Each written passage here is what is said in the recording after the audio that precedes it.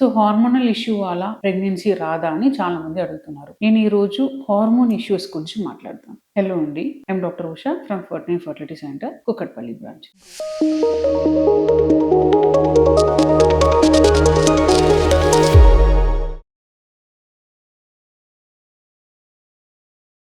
So basically మీకు hormones అంటే FSH, LH hormones ఎలా ఉంది అనేది చూసుకోవాలి. అండ్ దెన్ కొన్ని hormones like thyroid hormone, prolactin ఇది కూడా ఎలా ఉంది అని చూసుకోవాలి అనమాట. సో ఇప్పుడు ఎఫ్ఎస్హెచ్, ఎల్హెచ్ హార్మోన్ ఎలా ఉంది, నార్మల్ గా ఉన్నాయా, ఎక్కువ ఉన్నాయా, తక్కువ ఉన్నాయా అని చూసుకోవాలి. ఇప్పుడు హార్మోన్స్ తక్కువ ఉంటే మేబీ హార్మోన్ ప్రొడక్షన్ అనేది కరెక్ట్ గా లేవన్నమాట. సో బ్రెయిన్ లో ప్రాబ్లం ఉండొచ్చు. సో ఎక్కడ ప్రాబ్లం ఉన్నది అనేది చూసుకోవాలి. దాన్ని బట్టి మీకు ట్రీట్మెంట్ ఉంటుంది. ఇన్ కేస్ హార్మోన్స్ ఎక్కువ ఉన్నాయి అనుకోండి, ఫర్ ఎగ్జాంపుల్ పిసిఓఎస్ ప్రాబ్లం ఉన్న వాళ్ళకి హార్మోన్స్ ఎక్కువ ఉంటుంది, ఎల్హెచ్ అనే హార్మోన్స్ ఎక్కువ ఉంటుంది, ఈవెన్ వాళ్ళ బాడీలో ఈస్ట్రోజన్ హార్మోన్ అనేది కూడా ఎక్కువ ఉంటుంది. సో దానికి తగినట్టు మనం ట్రీట్మెంట్ అనేది స్టార్ట్ చేసుకోవాలి. అండ్ దెన్ న్యాచురల్ ట్రై చేసుకోవాలి, ఆర్ లైక్ న్యాచురల్ గా అవ్వకపోతే ఐయుఐ, అండ్ దెన్ ఐయుఐ కూడా అవ్వకపోతే ఐవీఎఫ్, అట్లా ముందు వెళ్ళాలి అనమాట. అండ్ దెన్ కొందరికి అంటే నంబర్ ఆఫ్ ఎగ్స్ తక్కువ ఉన్న వాళ్ళు కూడా హార్మోన్స్ అనేది చాలా ఎక్కువ ఉంటుంది. అట్లాంటి పేషెంట్స్ కి అగైన్ ద ట్రీట్మెంట్ అనేది వాళ్ళకి ఎంత తక్కువ ఉన్నాయి, eggs or sperms or like ఎన్ని సంవత్సరం అయింది పెళ్ళి, దాన్ని బట్టి వాళ్ళకి మేజర్ గా ట్రీట్మెంట్ అనేది ఉంటుంది అనమాట. సో హార్మోన్ అనేది బ్యాలెన్స్ గా ఉండడం చాలా చాలా ఇంపార్టెంట్. అండ్ దీంతో పాటు